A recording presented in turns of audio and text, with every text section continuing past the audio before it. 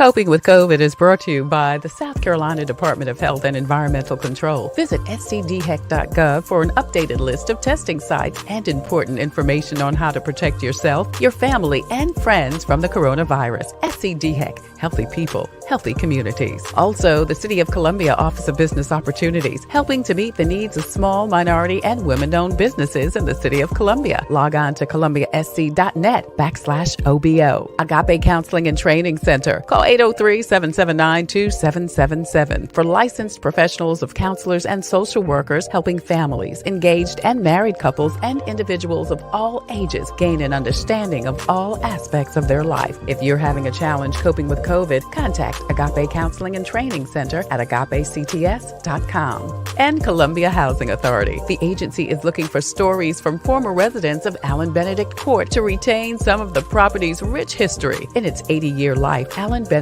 Court has been home to some of the country's elite, including a Grammy Award-winning performer, corporate executives, national television celebrities, a host of doctors, lawyers, and NBA greats. So share your pictures, mementos, and memories at chcares@chasc.org. Coping with COVID, brought to you by the South Carolina Department of Health and Environmental Control, the City of Columbia Office of Business Opportunities, Columbia Housing Authority, Agape Counseling and Training Center, and Palmetto Media Connection. Coping with COVID with Tre Tailor. Fight the spread and take a stand against coronavirus. Wear a mask in public. Stay at least 6 feet apart from others. And get tested. Join us and fight the spread. Visit scdheck.gov/COVID-19. Hey, good afternoon. I am Tre Tailor, and you are watching Coping with COVID, updates on the pandemic and information to help you thrive and survive COVID-19. As you heard, it's brought to you by SCDHEC. In it together, the City of Columbia Office of Business Opportunities, the South Carolina Diabetes Advisory Council, and Agape Counseling and Training Center. Listen, if you're having some challenges coping with COVID, please contact the folks at Agape Counseling and Training Center. Coping with COVID is also brought to you by Palmetto Media Connections. Well, like many businesses, the Comet has undergone some changes during the pandemic, and to update us and tell us about the exciting future and how you can be a part of it, Executive Director and CEO John Andoh joins us. Thank you so much. We appreciate it. Thank you for having me this afternoon. Absolutely. And listen, we're going to also hear from Chantel Goins. This young activist launched Recycle the Black Dollar. And if you're a Black-owned business or you want to support one, listen up and she will tell you how. Thank you, beautiful. We appreciate you. Looking forward to the interview today. Thank you. Absolutely. That and more coming up next on Coping with COVID. But first, your COVID community updates. Yesterday, I mentioned that AstraZeneca had developed a 90% effective COVID vaccine. MUSC has been working with the company to conduct trials, and they need more people to participate. About 30 to 40 people are needed per day in all parts of the country. If you are interested, visit scresearch.org. You can see the information on the screen, or researchmusc.edu and go to the clinical research tab. If you're a Santee Cooper customer, your refund check is in the mail. The direct result of a $250 million settlement approved in July will enable 2 million people to receive a check between $50 and $500. Now, some customers will receive a credit on their bill. And USC have announced changes for the spring semester. All faculty, staff, and students must get a COVID test every 30 days. Officials say the monthly tests, along with masks, proper hygiene, and social distancing, is the best way to reduce the spread of the virus. Students also have to show proof of a current negative test in order to come back to campus after the break. Any student who does not comply will not be allowed on campus. SCDHEC has your most up-to-date list of tests, times, and locations for COVID testing in South Carolina. Visit scdheck.gov. Also, check the scroll at the bottom of the screen for information throughout the show on organizing a COVID screening at your event or in your neighborhood. Also, the DHEC Care Line is available. You see that number on the screen. It's info on testing and transportation to get a test. Now, if you are unable to get transportation, if you are immobile, Richland and Clarendon County paramedics are actually offering free in-person COVID screening. Call 911 for more information. Also, the South Carolina Bar Association and SC Legal Services have collaborated to offer a toll-free number and a website for rental and mortgage help. If you need it, there are resources available, so please reach out. The City of Columbia is continuing their 6-month payment plan for water bills and payment assistance up to 75%. And if you need help with virtual learning or schooling, visit Rashonda Pratt's Facebook page. She has her YouTube page. She has actually dedicated a whole YouTube page for information, tips, and strategies for you to be able to find out how to successfully virtually home and school.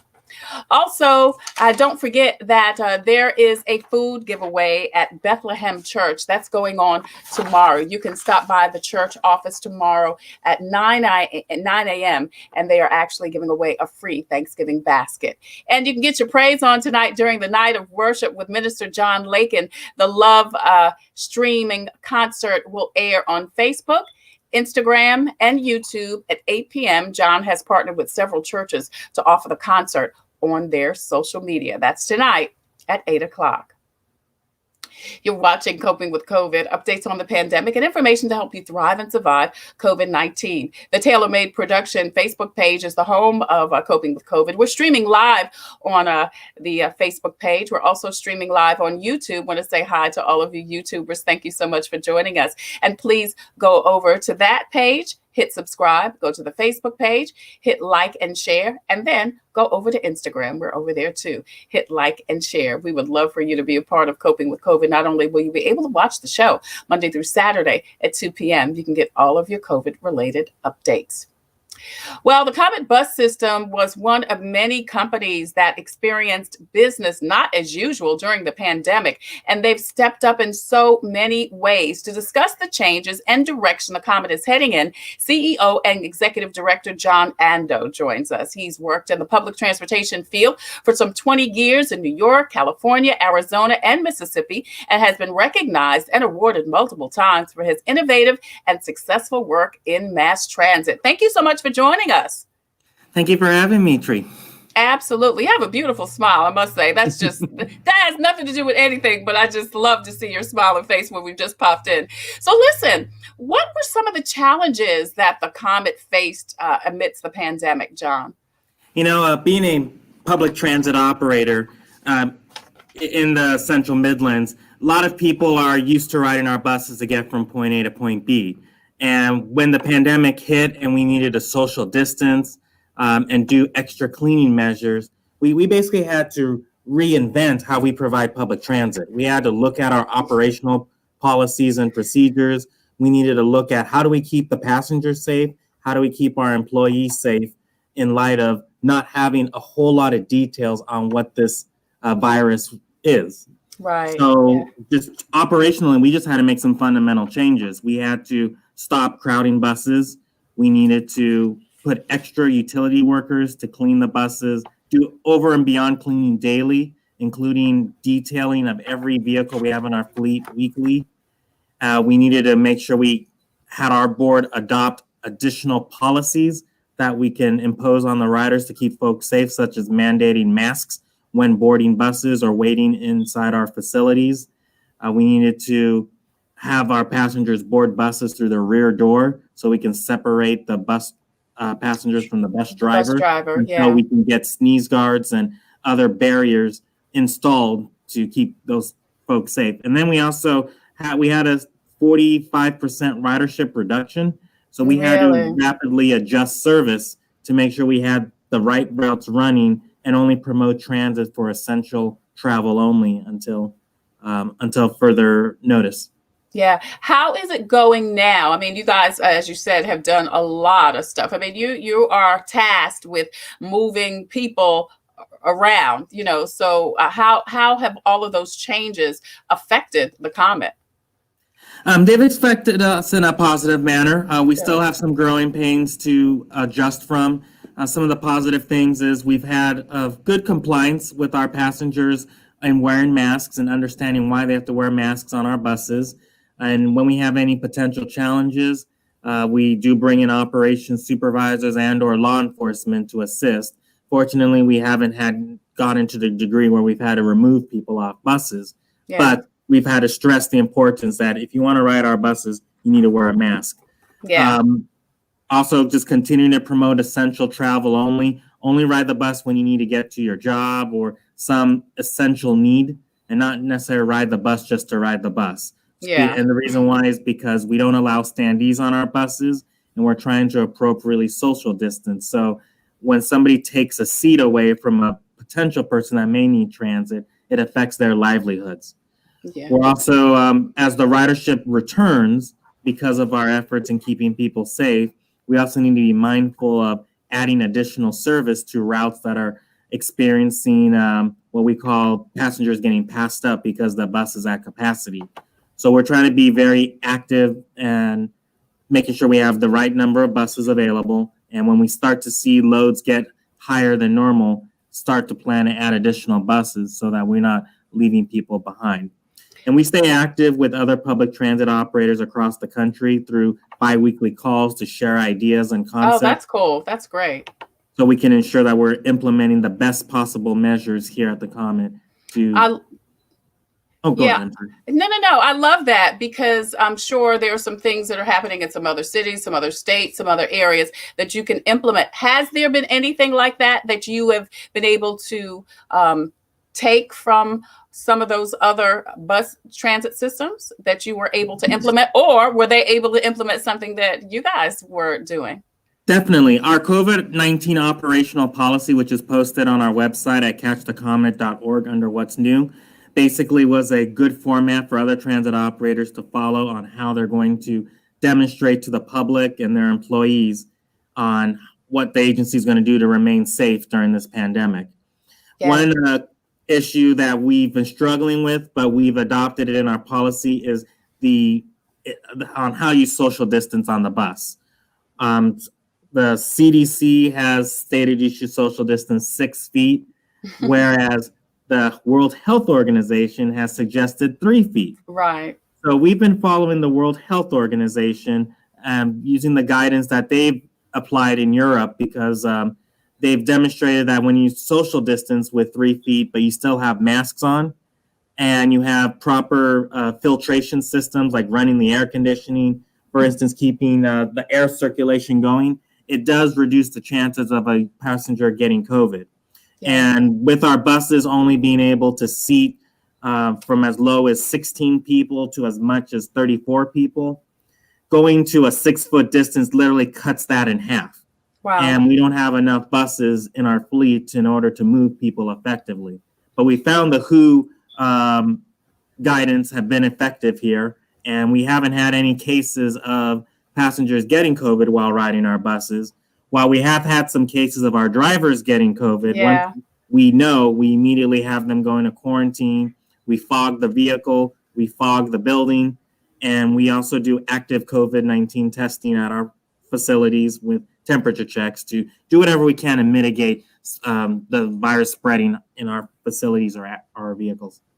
You're watching Coping with COVID. I'm Tre Tailor. We're talking to the Executive Director, CEO of the Comet Bus System, John Andoh. And joining us now is Planning and Development Specialist, Eric Harris. Thank you, Mr. Harris, for joining us.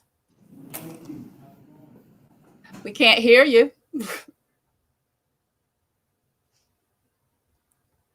All right, so we're going to put him backstage until he can get his audio together, and then we're going to continue with you, Mr. Andoh. So, I know that you've collaborated during this time on several campaigns. I know you did something with the census, and then also the Sarah's Seat campaign. Both of those were excellent.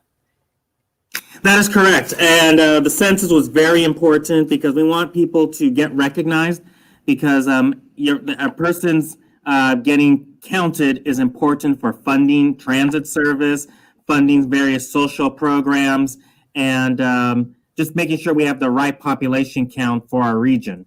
Mm-hmm. In the case of Sarah Mae Fleming, Rosa Parks has always been the face. That's right. of the making bus sure movement. Mm-hmm. of the movement of African Americans being able to ride public transit in an integrated manner. However, when you look into the true history, Sarah Mae Fleming was really the first on an SCE in South Carolina. South Carolina, here in Columbia. And I just didn't feel that people in the public transit arena or the nation knew about this. And while looking into the history, Sarah Mae Fleming didn't want to be the face, and she was okay with Rosa Parks being kind of in front of it. I think it's important that we gave her the appropriate recognition of really laying the foundation for everybody to ride public transit integrated nationally. And it started here in Columbia, South Carolina. So we felt, with us being 128 years old, going back to the predecessors previous to the Comet in providing transit, it's a perfect opportunity to give praise to what she has done to really change how life is today. Yeah, Mr. Andoh, I thought that was amazing because you're right. That's a little known Black history fact, as Tom Joyner used to say. That's something that a lot of people don't realize. And I don't think, our history, I was talking to one of the ladies from the Native American community. Were on the show yesterday talking about Native American History Month. And we were talking about how much history is still not included in our history books. And there's so much more to learn about all nationalities, all cultures. And this tidbit about Sarah Mae Fleming is amazing. Is that exhibit still on the bus, or was that just for a time? It was just for the time. We wanted to celebrate when the event actually happened, and we ran it throughout the summer. But we still have materials here at the Comet offices, and I envision that we'll continue to promote this going forward into the future. I can tell you, coming from California, I had no idea that Sarah Mae Fleming existed. So this was kind of a true learning experience for me. And actually coming to run a transit system where she helped set the catalyst nationwide. Absolutely, because I understand that's something you've always wanted to do, transit. That transit was in your blood before you knew it was transit. At 5 years old, I was that little kid watching buses and trains go by, and I used to tell my friends, I want to be that guy that runs those buses. And remember my teacher saying, you don't want to be the bus driver? I said, no, I want to be the general manager of the transit system. So. I heard that. That's great. And listen, that is such a wonderful story about how dreams can come true. You're exactly right. A lot of my former teachers from Facebook and Instagram, they're just amazed that remembering me from that little type and seeing my career progress over the last 22 years. And they're saying, wow, you really did exactly what you told us you were going to do. Yeah. No joke. All right. We're going to try to see if we can get Eric Harris in here to join the conversation. Can we hear you? Can you hear me now? I can hear you. Can you hear me? We can hear you. Thank you so much for joining us. How's it going? That's doing great. So Mitchell Peace Joy Jen wants to know, and thank you, Mitchell, for joining us. She wants to know, how can a daily Comet rider get involved with the Comet advertising campaign? Eric, is that something you can answer? Thank you, Mitchell, for your comment. No, absolutely. So right now we're working with a consultant on Reimagine the Comet. You can visit reimaginethecomet.org and you can fill out a survey and provide feedback on some on routes that you feel like probably need to be changed, or you like to prioritize those routes in different ways that will be more, I guess, conducive to the needs of the community. And so I think just to introduce the idea of Reimagine the Comet, again, it's a plan that many people, stakeholders, city planners, we came to the table and tried to figure out, what is the issues with our current system and what can we do to improve it. And so in improving this, we got 3 different ways we can look at it. Our current network, we can also look at it from the vanishing point of a coverage network. And also we can look at it from a ridership network. And depending on which one you want to prioritize, obviously it will compromise something, and some people will not receive service, or you won't receive as frequent of service. And so what we're trying to do is bridge that gap. Currently, what we have is more of a hybrid, but we understand that we need to modify that system to make sure that we're growing with the times and we're able to, again, meet the demands of our community. Yeah, we were going to mention that. I wanted to mention that we've got the website up right now. It's a Reimagine the Comet. So you want basically people's input, and this is right up your alley, Mitchell, because you asked the question. You want people's input on what areas specifically? We want inputs on things that you consider to be issues, whether it's amenities. It can be bus shelters that you just feel like needs to be placed. It could be just route issues you don't feel like is. I guess the route frequency is fast enough for you for your commute. One of our goals is to diversify our ridership as well. And so depending on what your interest is, we want to be able to bridge that gap. And so this is our way of doing it.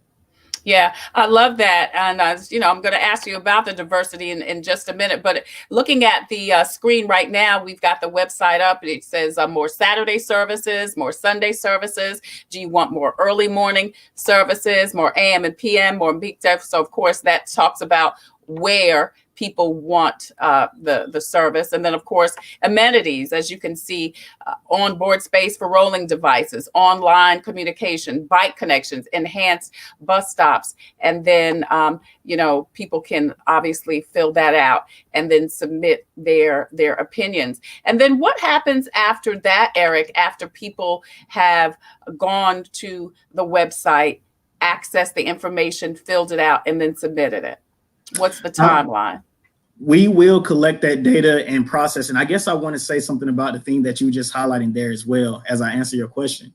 The cool thing about that simulation there is that you have a budget that you can work with. That way you're kind of put into the shoes of, I guess, a common employee as we're trying to work on behalf of you guys and to make this decision. But within that budget, you're able to prioritize what you would like. And from there, you would get some results. And after completing that survey, there is another survey that you will be linked to where you can provide even greater length of details that you'll be interested in. But what we are doing now, we're collecting that data and we will compile that into, I guess you can say, an Excel file, create charts and graphs out of that. And we'll try to meet back with stakeholders and say, this is what our customers have communicated. And this is what we want to do or we recommend to move forward. And the consultants are helping us with that process as well. And we're really excited about it. Awesome. We're talking to John Andoh and Eric Harris with the comment about reimagining the Comet Bus System. And as you can see, you can go to that website, fill out that survey and submit your information so that you can be part of the changes that the folks at the Comet want to make. Let's talk about some of those changes. I mean, listen, I grew up in New York. So for me, public transportation was even more common than driving a car, but, when you move to the South, it's just the opposite. Not only that, and I know I'm not telling you anything you don't know, it's looked down upon, for people to ride public transportation. But I think it's so necessary. It's good for the environment. I mean, it's so much more convenient. And I do see a little bit of change. What do you guys think about that? Just expanding the Comet for more people, as you said, Eric, and even taking away that negative stigmatism that bus riding sometimes has. Yeah, no, definitely. I think, again, the more you start to see this growth in population, you see more city sprawl. Yeah. And so having much more rural areas, obviously the transportation demands start to shift a little bit, and the call for public transportation it starts to increase. In a city like New York, you have a lot of people concentrated in one area, and so a lot of people do rely on public transportation.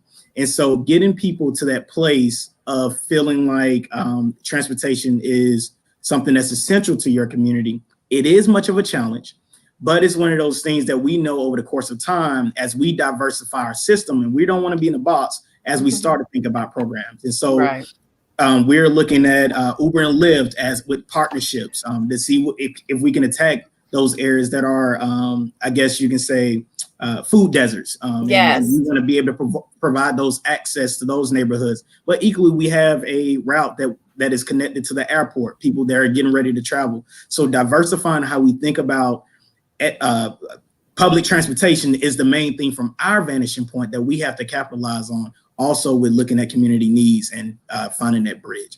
Yeah, I love that. I was going to ask about that partnership with the rideshare programs, Uber and Lyft. Tell me about that a little bit more. John, do you want to chime in? Yeah, I just wanted to add that ultimately public transit, in order to attract not only those who depend on us, but those who have a choice to use us, it has to be fast, it has to be frequent, it has to be fun, and it has to be friendly. And if we can achieve those 4 F's in providing that proper service, I believe people who are used to driving their own cars would make a change. We have to be competitive to the automobile, and we have to make sure that it's easy for somebody can understand and utilize our system. If it's too complex, they're not going to take the time to do it. And that's really the ultimate goal of Reimagine the Comet. On the community partnerships that we do, it's also important because we're a public transit agency. Most people may not know that, but we are created by the governments, City of Columbia, Richland County, Lexington County, and City of Forest Acres. And they implemented the Regional Transportation Authority law for us to exist back when they purchased the assets of the transit system from SCE&G back in 2001. Mm-hmm. So we have to get public funding in order for us to operate all these programs. And in order for voters to want to support public transportation, we have to be a part of the community. And we also have to be a solution to resolving community challenges. Food deserts is a huge challenge in this community. A lot of the lower income areas of our service area don't have access to fresh produce and fresh meats. Our easiest way of tackling that challenge was partnering with Lyft and Uber and paying the first $5 of a person to get access to those grocery stores through what is called Comet to the Market. Simply put in a code inside the Lyft and Uber app and select the grocery store that has been geofenced in that app, and we'll cover that first $5. Most recently, our board just authorized us to increase that subsidy to $8. Mm-hmm. So we wanted to make sure that those that are low income that have challenges with paying for transportation can truly have their cost covered without having to shell out a dime. And are you going into those communities or working with SNAP, for instance, to make sure those people know that offering is available? We have been working with SNAP. We've been working with DHEC. We've also been working with the city. I sit on the Food Policy Advisory Committee, and I'm actively working with all those stakeholders to ensure people are aware. We even do food meal delivery in partnership with various senior organizations, including Senior Resource in Richland and Lexington counties. So it's a great way to get food to seniors, driven by our bus operators. Thank goodness that the Federal Transit Administration allowed us to do that during this pandemic, because it was definitely a need. Yeah.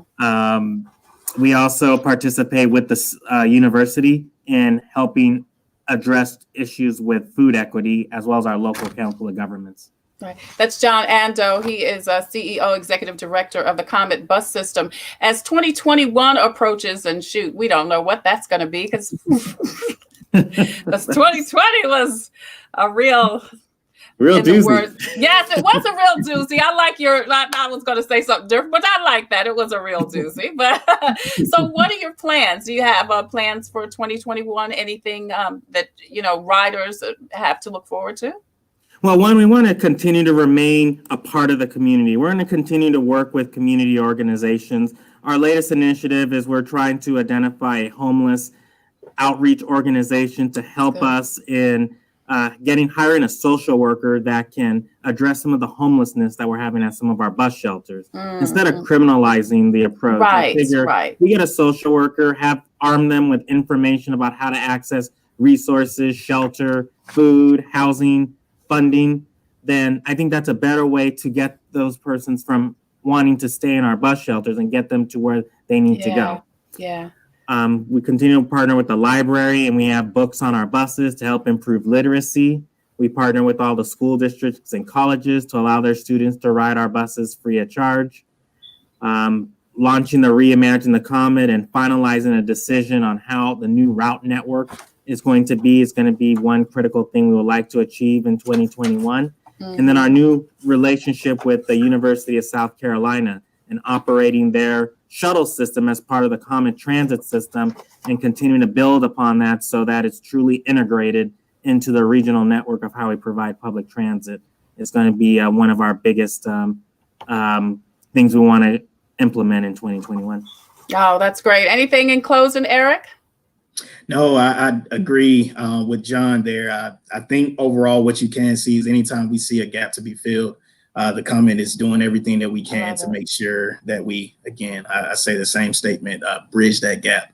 And so I'm excited again about what's going forth. And we just hoping that, again, the community receives it well. And we just encourage as much feedback as possible. Again, to visit us at reimaginethecomet.org. Right. All right. If I may also add just one quick thing, I just want to make sure Mitchell's question got answered. Yes. If he wants to partner with us and participating in advertising with the Comet, reach out to our marketing and public information manager. Her name is Pamela Bino Reed, and she could be reached at 803-255-7139. We're always looking for people to participate in our advertising campaigns, and we would love for his participation. All right, 255-7159, 803 area 39. code 7139. All right, 7139. Mitchell, reach out to Pam Bino Reed and tell her John Andoh, the CEO, sent you. Right. That may get you somewhere, girl. I don't know where, but it might get you somewhere. John Andoh, CEO, Executive Director of the Comet. Thank you so much for joining us. Eric Harris, who is works with marketing and public relations. I know that's not your official title. It is Planning and Development Specialist. Planning and Development Specialist. Thank you, gentlemen, both so much for joining us. Good luck. God bless. And I love everything that you guys are doing. I appreciate you joining us today. Thanks for letting us participate. Absolutely. Absolutely. You're watching Coping with COVID, updates on the pandemic, information to help you thrive and survive COVID-19. I'm Tre Tailor. And if you are a minority business, listen up on how you can expand and build your business and participate in Recycle the Black Dollar. Chantel Goins joins us next on Coping with COVID. Coping with COVID is brought to you by the South Carolina Department of Health and Environmental Control. Visit scdheck.gov for an updated list of testing sites and important information on how to protect yourself, your family, and friends from the coronavirus. SCDHEC, healthy people, healthy communities. Also, the City of Columbia Office of Business Opportunities, helping to meet the needs of small, minority, and women-owned businesses in the City of Columbia. Log on to columbiasc.net/OBO. Agape Counseling and Training Center. Call 803-779-2777 for licensed professionals of counselors and social workers helping families, engaged and married couples, and individuals of all ages gain an understanding of all aspects of their life. If you're having a challenge coping with COVID, contact Agape Counseling and Training Center at agapects.com. And Columbia Housing Authority. The agency is looking for stories from former residents of Allen Benedict Court to retain some of the property's rich history. In its 80-year life, Allen Benedict Court has been home to some of the country's elite, including a Grammy Award-winning performer, corporate executives, national television celebrities, a host of doctors, lawyers, and NBA greats. So share your pictures, mementos, and memories at chcares@chasc.org. Coping with COVID, brought to you by the South Carolina Department of Health and Environmental Control, the City of Columbia Office of Business Opportunities, Columbia Housing Authority, Agape Counseling and Training Center, and Palmetto Media Connection. Coping with COVID with Tre Tailor. Palmetto Media Connections, connecting media and communities together. Established in 2010 with past national media guests like Janice Huff, Mitch Faulkner, and Dolores Washington, and local celebs like Cynthia Hardy, Miranda Parnell, Vaughn Gaskin, Kevin Cohen, Vanzell Hare, and Makita Pearson, and hosted by Darcy Strickland and Tony G. Palmetto Media Connections in the past has distributed to the community over $1,000 in gift cards. Connect with us on Facebook and subscribe to our YouTube channel, Palmetto Media Connections, connecting media and communities together. People will be able to look 100 years from now. They will know how we got over. This makes it even more important that we shine this light. Part of it also wasn't the fact that we couldn't have the physical graduation, but I also couldn't celebrate with my family out of town. For me, I feel like this is a new normal. This is not going away anytime soon, I don't think. Anything that's happened before can happen again. And the same thing is at play with this virus. We are no longer in a building, and we've talked about church being, with us, in us. Have you traveled abroad late in the past 6 months? We were trying to trace it back as early as November.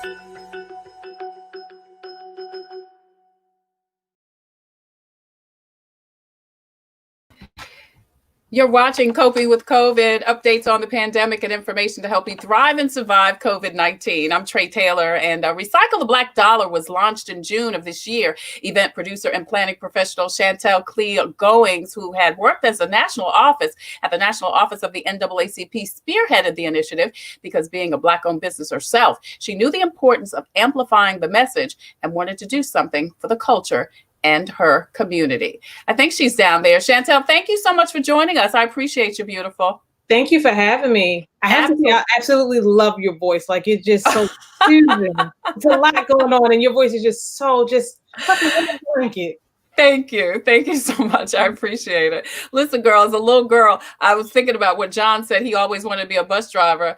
Well, I was always in trouble for my voice or my mouth. It wasn't the voice. It was just the mouth. So it's good that I'm using my powers for good. That's right. So listen, this was such a big undertaking. And, did your time at the NAACP prepare you or at least pique your interest in activism?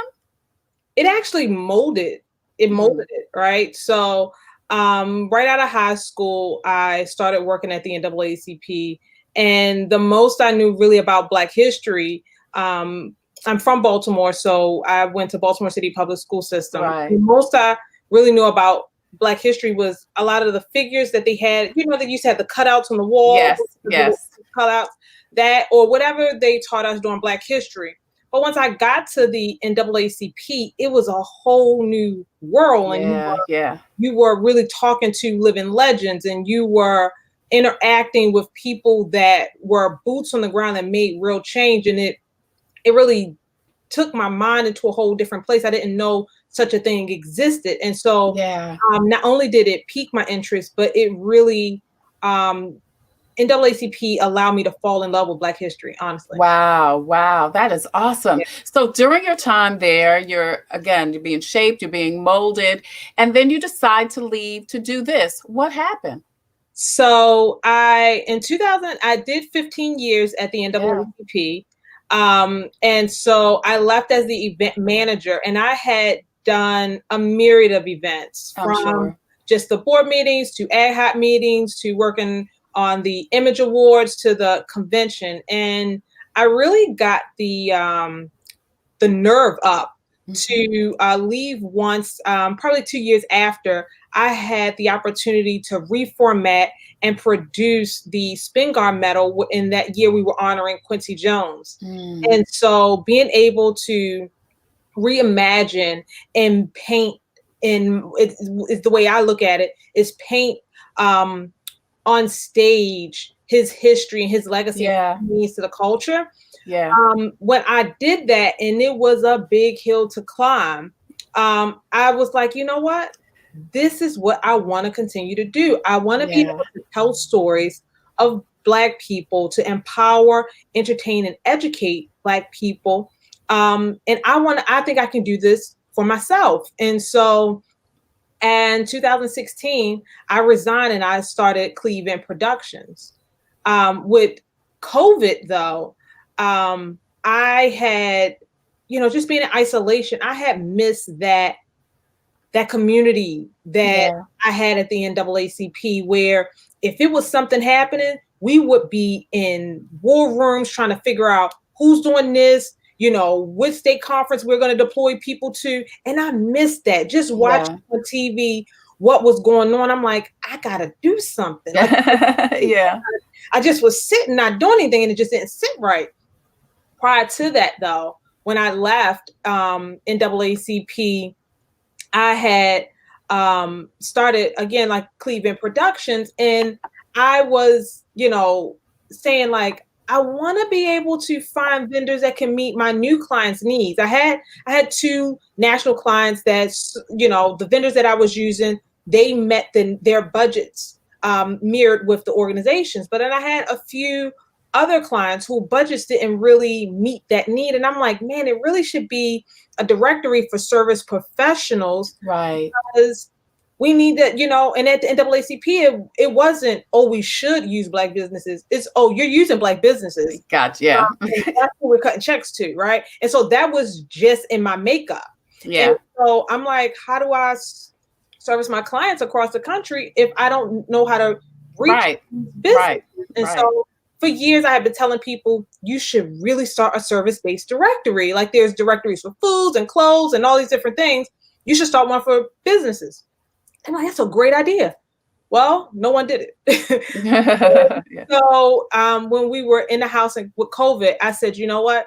No one did it because it wasn't their prescription. That's right. The Lord That's did right. not give that vision to them. He gave it to you. That's and right. now is the time to actually do it. So I'm like, okay, so what do I do with this directory?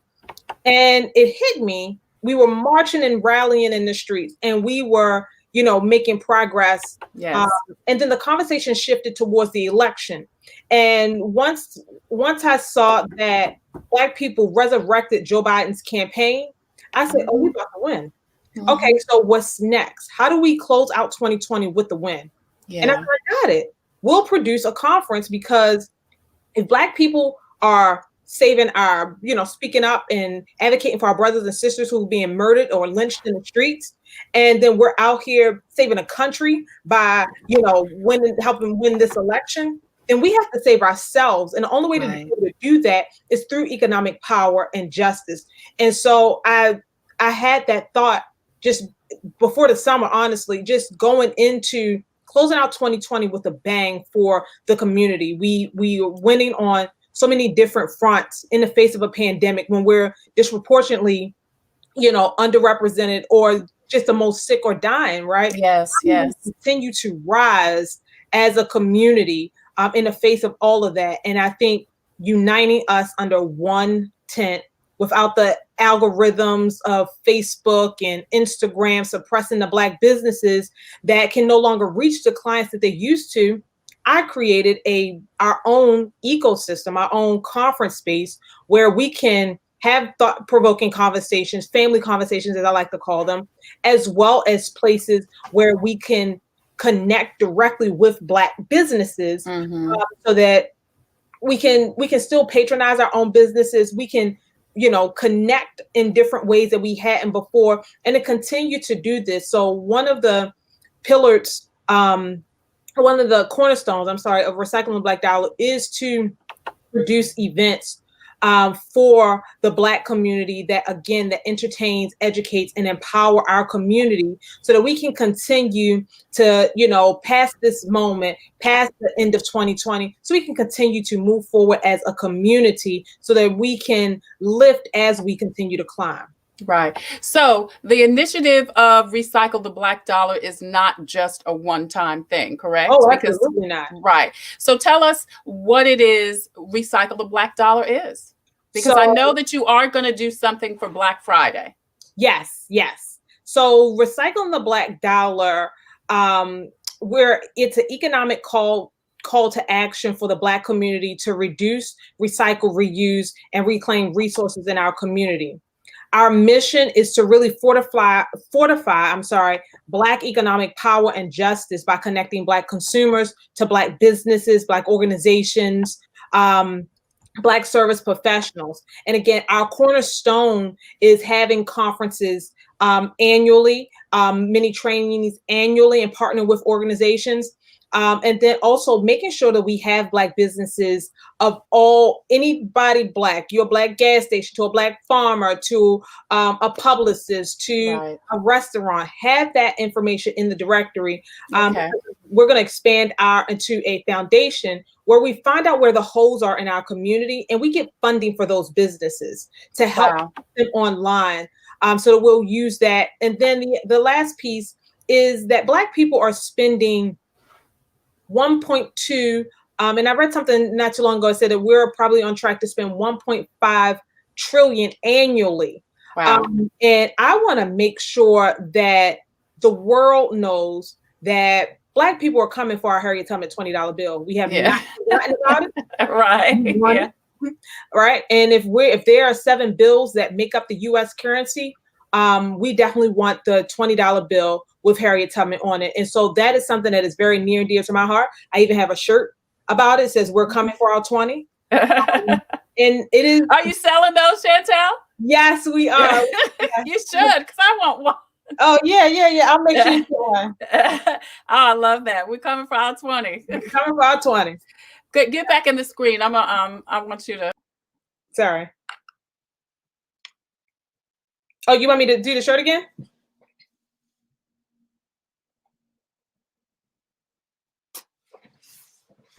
Love that.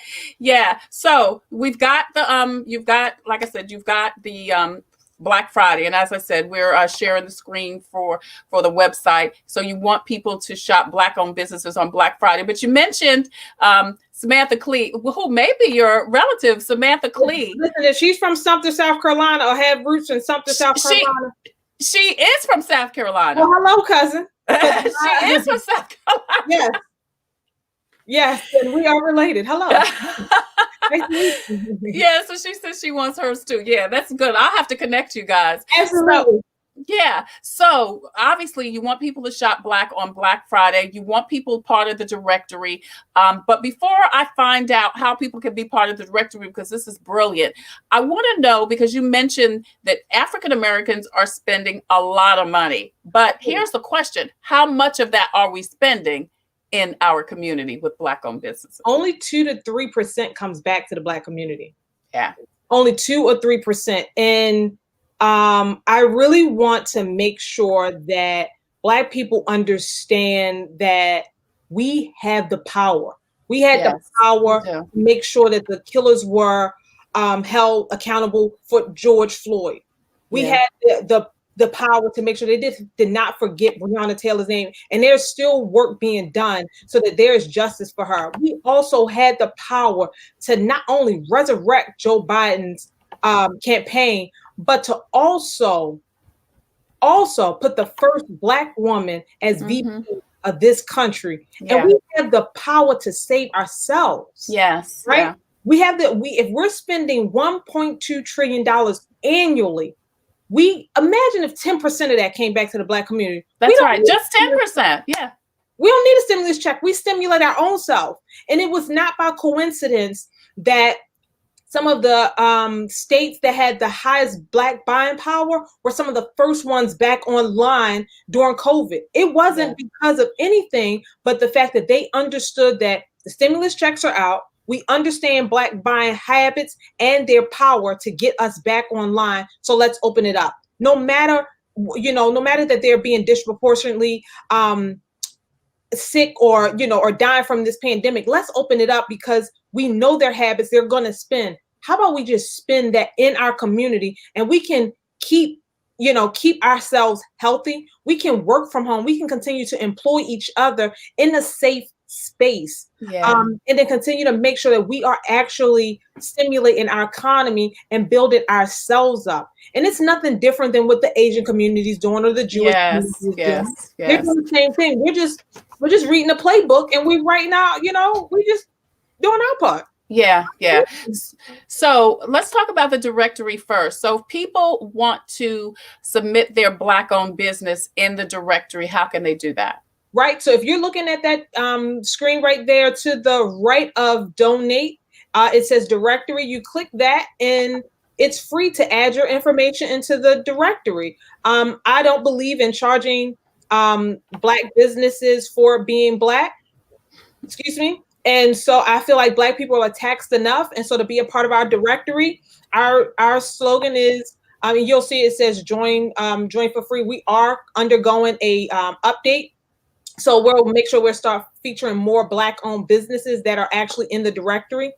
But that last one was a Black business. But anyway, we don't charge Black people for being Black. I feel as though Black people are taxed enough and we have to continue to do our part.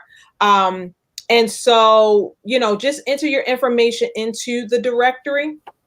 And by doing that, you help populate the database. So when people are, traveling, they know where to go. Right. And a lot of this too stem from my love and appreciation again for history, but also the Black Traveler's Guide, the Green Book. Yes. Right? So how do I make sure that we have a digital version of that? So when people are traveling about, be it, in person or online, they know where to go and how to find another Black business. Again, from the gas station, it's not a lot of Black gas stations, to the farmers. Farmers are disproportionately closing. Like, how do we help keep them online? And so that we are taking this money that everybody understands that we stimulate the economy and stimulate and support and grow ourselves and our community.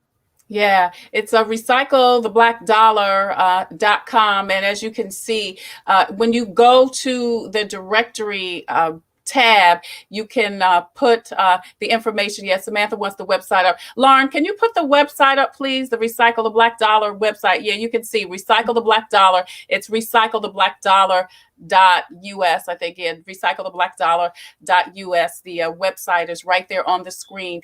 And it actually, you can go in there and say, I'm traveling to wherever. I'm looking for a whatever. If you type in hair, barbershop in Sumter, South Carolina, the more people we put in there, it'll help provide that information. But we need as many businesses as possible to do that. That's why we're making it free, because we want it to be a resource to everybody, so that Black businesses, Black organizations, and Black business professionals, service professionals are at the fingertips of any Black consumer across this country.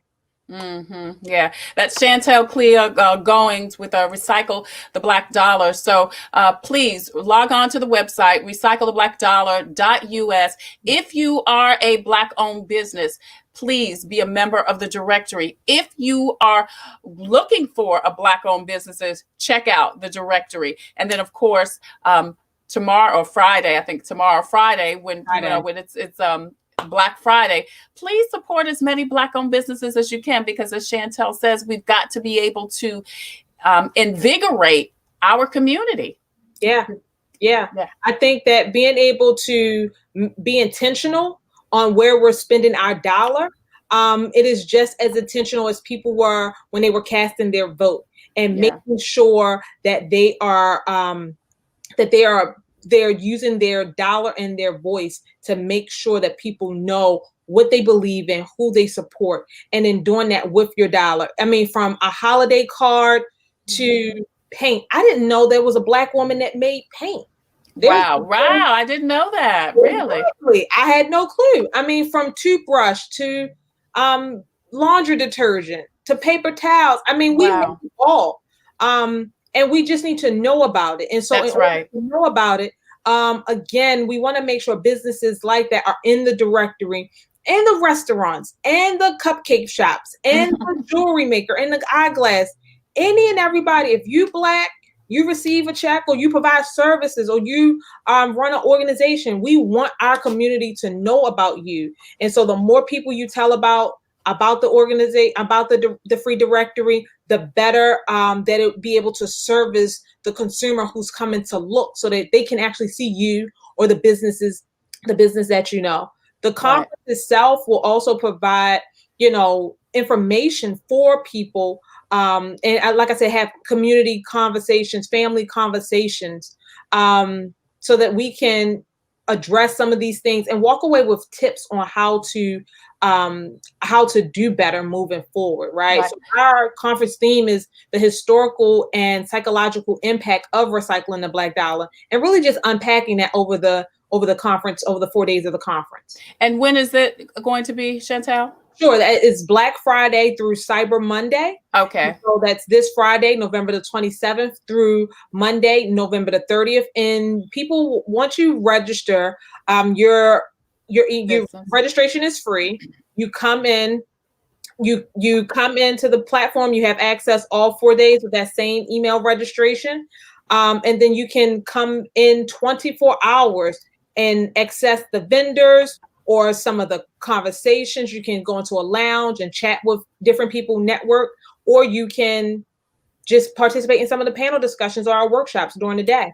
Okay. All right. So great. So people can register for the conference by registering their Black business. Is that correct? We don't even have a Black business. No. Okay. Just come on to the website. Yep. So if you go to our website on that, actually on the homepage, I think it should say, I can't really see, but if you're on the home this is the homepage. Let me see. Go to the homepage. It should be a tab that says register. Register now. Register now. And then three options will pop up. To attend, it'll take you directly to the platform that we're utilizing. If you want to become a vendor, it'll take you to the sign up form to become a vendor. And if you want to become a sponsor, you can submit your information, and then we'll follow up with you to make sure that you get a sponsorship packet.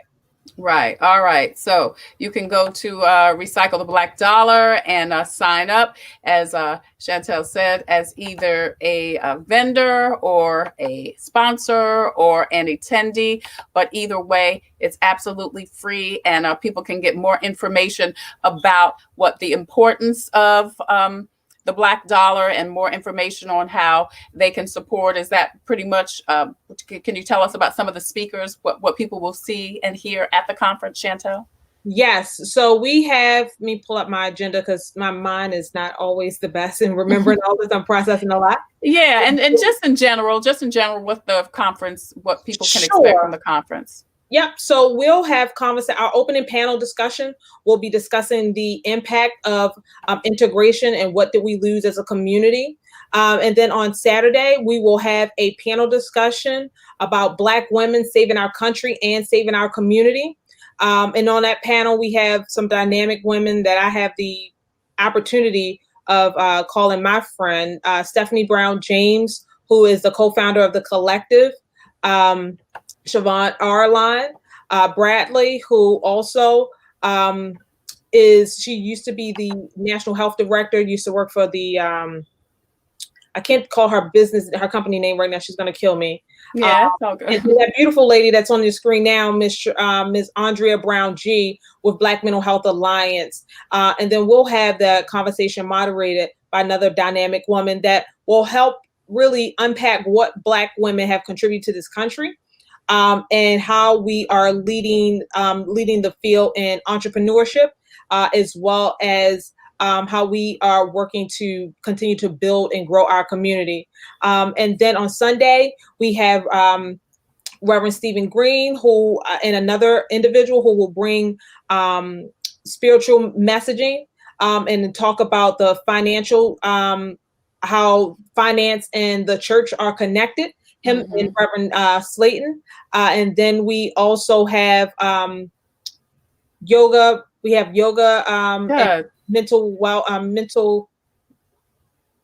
health. There you go. Health and wellness. Yeah. So it's So it's right now. Yeah, it's all good. It's 4 days of empowerment, enlightenment, education, and information surrounding African Americans, the African American dollar, and economic empowerment. Yes. Right. And people can go to Recycle the Black Dollar. .us for more information. Again, check out the conference. It's free. Check out the directory if you are a Black-owned business or if you need a Black-owned business and you are traveling around the world. And don't forget to support. Chantel, this is amazing. This is great. Good luck to you, girl. Congratulations. God bless.